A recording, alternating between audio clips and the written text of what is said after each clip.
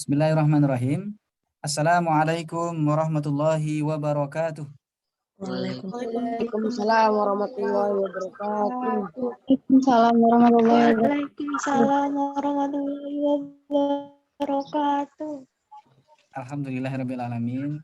Wassalatu wassalamu ala asrofil anbiya wal mursalin wa ala alihi washabihi ajmain amma ba'd. Ananda sekalian yang Ustaz cintai karena Allah Subhanahu wa taala, khususnya kelas 8A. Pada pagi hari ini senang sekali Ustaz bisa berjumpa dengan kalian melalui media Zoom ya, media Zoom atau virtual pada kesempatan hari ini, hari Selasa tanggal 27 Juli 2021. Salam dan salam semoga tetap terlibat dan gerakan ke baginda Rasulullah Muhammad Sallallahu Alaihi Wasallam.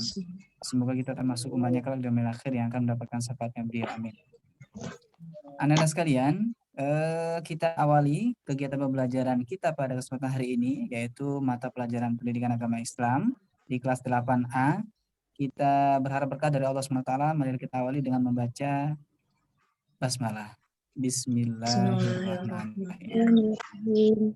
Baik Ananda sekalian, Ustaz mengucapkan terima kasih ya. Di sini ada beberapa Ananda yang sudah hadir dan sekali lagi terima kasih kepada yang sudah menyalakan videonya, beberapa Ananda, dan yang belum silakan nanti mohon untuk bisa menyalakan videonya ya untuk keaktifan pembelajaran pada hari ini. Baik, ini adalah pertemuan perdana di kelas 8A Ustaz ya. Di kelas 8A.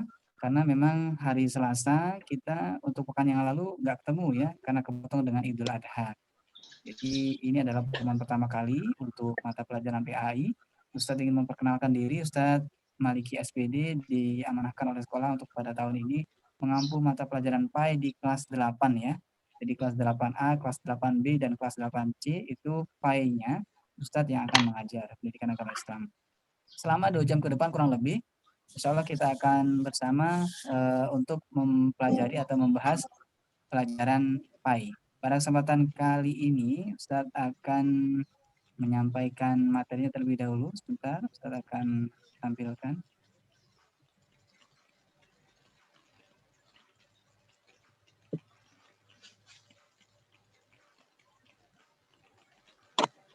Ya.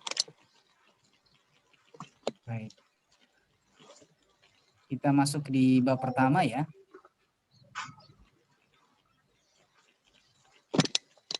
Ya, ini adalah bab pertama dalam pelajaran PAI di kelas 8A, jenjang kelas 8, meyakini kitab-kitab Allah dan mencintai Al-Quran.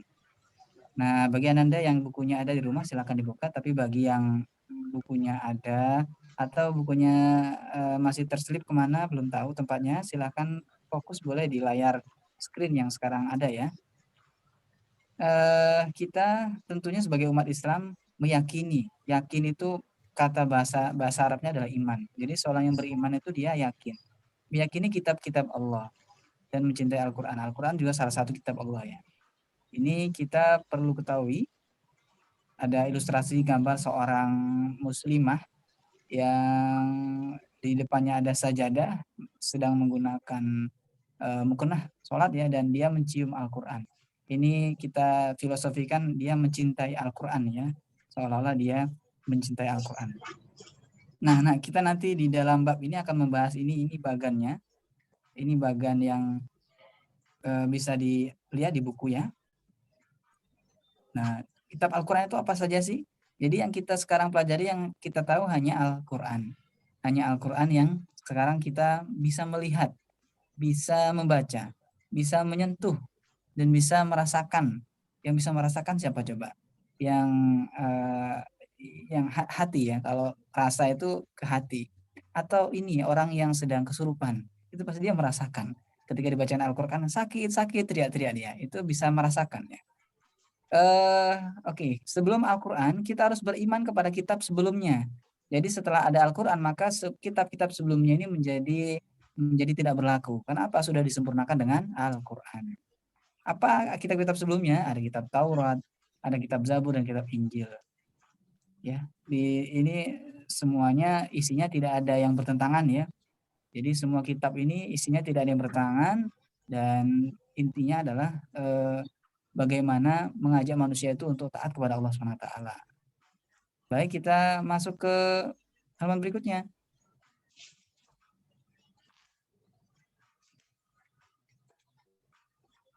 Dialog. Ustaz mau ingin membaca dialog ini tapi kepanjangan ya. Oke, di sini Ustaz minta untuk dibaca ya. Ada Fitri. Fitri di sini siapa ya? Fitri Ustadz minta Ananda Permatahati bisa dibaca screen-nya nanti jadi Fitri ya. Kemudian Ustadznya di sini Mufiza Ramadhani. Mufiza Ramadhani jadi Ustadznya, kemudian Fitri jadi Permatahati jadi Fitri. Paham ya nak? Nanti Ustadz minta tolong untuk dibaca. Kalau di screen kiranya nggak maksimal, boleh pakai buku nak. Oke, silakan dimulai nak. Assalamualaikum Ustadz. Fitri mau tanya boleh atau tidak? Waalaikumsalam, boleh. Boleh, mau tanya apa Fitri? Apakah semua rasul itu mendapat wahyu dari Allah Subhanahu wa taala? Ya, tentu. Tapi kok tidak berimbang ya Ustadz? Jumlah nabi ada 25, sementara kitabnya hanya 4.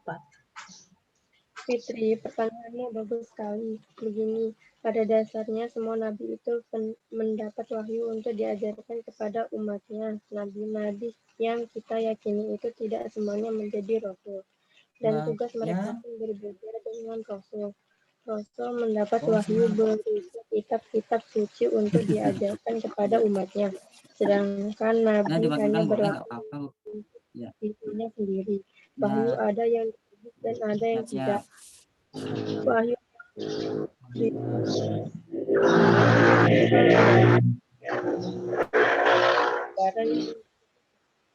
antara yang ditulis itu ada yang juga dikumpulkan dan dibukukan menjadi kitab. Nah, jumlah kitab ini yang harus kita yakini ada 4.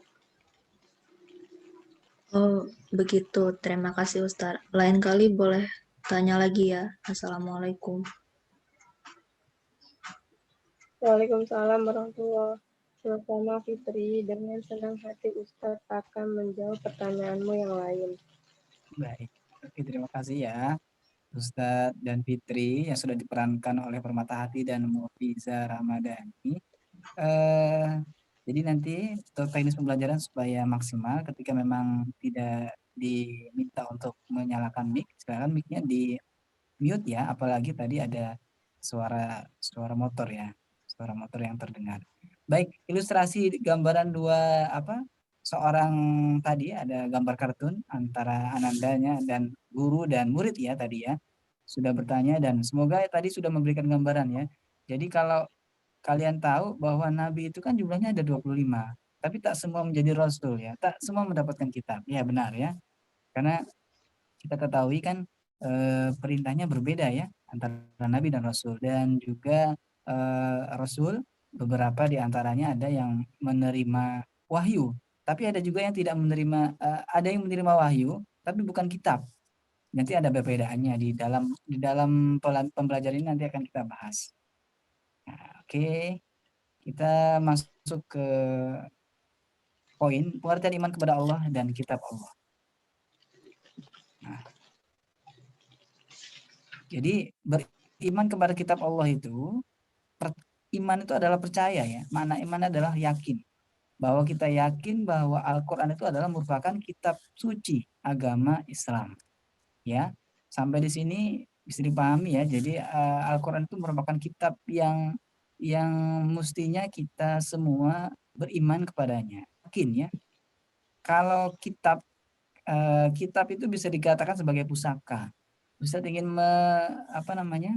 mengingatkan kalian tentang sejarah dulu Rasul sebelum meninggal dunia, beliau berpesan kepada kita umatnya bahwa nanti kalian akan aku tinggalkan 2 pusaka. Di antaranya adalah kitabullah, kitab Allah. Ini adalah pusaka. Nah, pusaka, pengertian pusaka itu merupakan bisa dikatakan senjata ya. Pusaka itu merupakan barang yang bisa dikatakan ada nilainya, ada ini unsur kekuatannya. Jadi Al-Quran itu juga termasuk ya. Siapa yang mempunyai ilmu-ilmu tertentu ketika berhadapan dengan Al-Quran, maka berhadapan dengan Allah Subhanahu wa taala. Ya.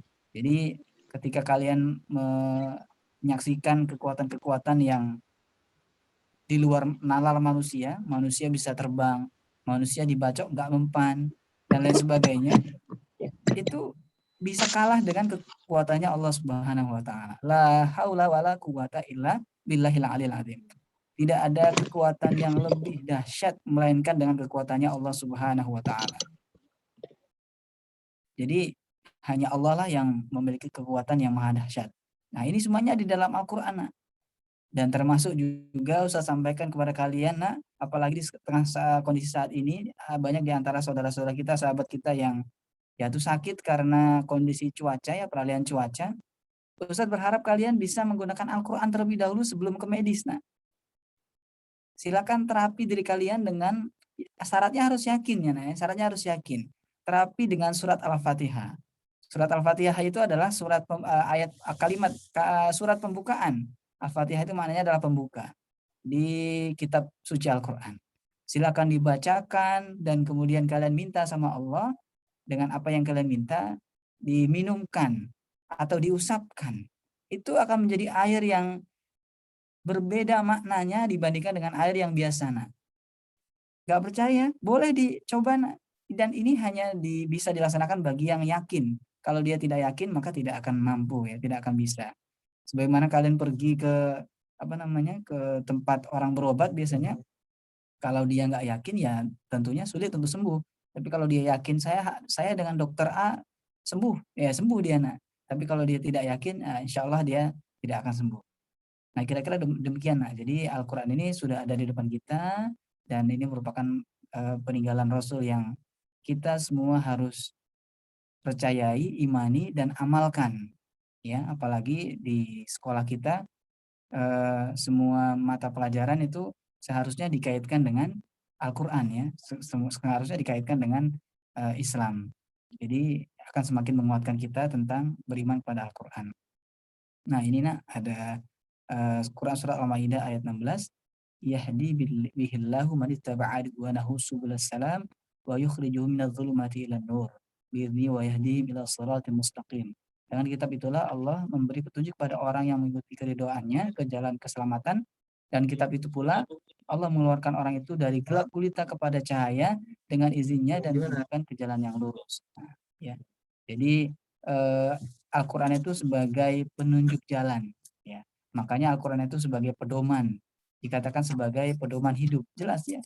Jadi kalau kita mau selamat, berpegang teguhlah kepada Al-Quran. Ustaz nggak paham baca artinya. Kan kita bukan orang Arab, kita orang Indonesia. Jadi kita perlu bersanding dengan Quran terjemah. Maka bersyukur kalian yang dulu mendapatkan atau satu paket dari SMPIT mendapatkan Quran Madinah dan di situ ada terjemahannya. Silakan dibaca terjemahannya. Ustaz, saya membaca terjemahannya masih belum paham. Baca tafsirnya, nah. Memang tafsirnya nggak diberikan. Tafsirnya boleh beli sendiri.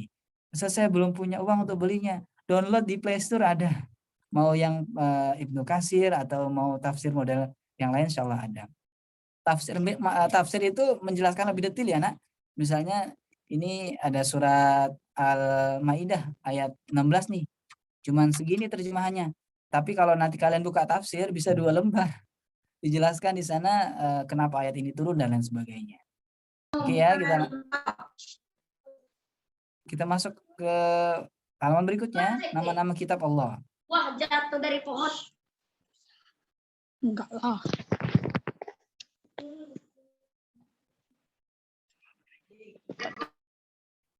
Baik. Ada yang baru masuk rupanya. Nah, ini ya. Kitab-kitab Allah itu terdiri dari ini kira-kira ya. Ini Taurat, Zabur, Injil, dan Al-Quran. Nah, kira-kira seperti ini. Di dalamnya ini isinya adalah tentang mengesahkan Allah Subhanahu wa taala. Semuanya isinya sama. Tentang mengesahkan Allah Subhanahu wa taala. Maka Pancasila sila pertama itu sampai kapanpun kita pertahankan tidak boleh dirubah, ketuhanan yang Maha Esa.